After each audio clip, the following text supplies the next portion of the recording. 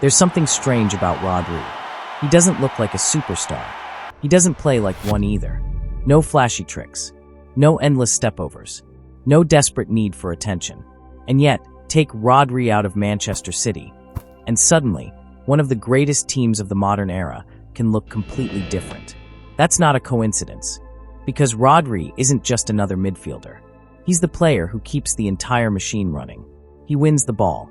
He controls possession. He breaks up attacks. He creates chances. And when the game becomes chaotic, Rodri is usually the player who brings order. But here's the interesting part. Rodri wasn't always this good. There was a time when Manchester City had doubts about him.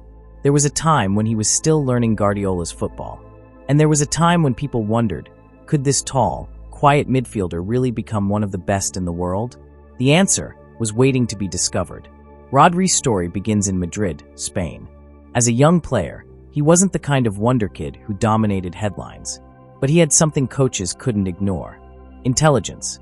Rodri understood space. He understood positioning. And most importantly, he understood what could happen before it happened.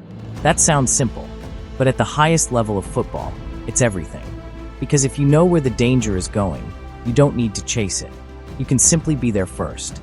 And Rodri was learning that skill long before he arrived at Manchester City. Rodri eventually returned to Atletico Madrid.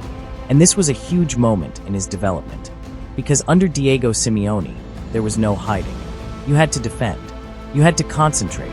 You had to understand. That last part would become one of the biggest weapons in his career. Rodri didn't always need to make the tackle. Sometimes, his positioning meant the tackle wasn't necessary.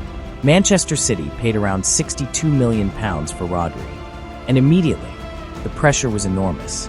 He was joining a team that had already dominated English football. A team managed by Pep Guardiola, a manager who demands perfection. But Guardiola wasn't simply looking for someone who could win tackles.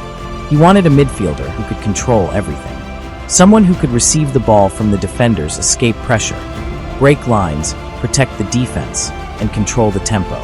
Rodri had the ingredients, but there was still one question. Could he do it in England?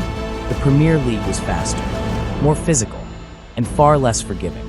Rodri needed to adapt, and Guardiola was about to transform his game. Because Guardiola didn't turn Rodri into a completely different player. He unlocked what was already inside him. Rodri began understanding space at another level.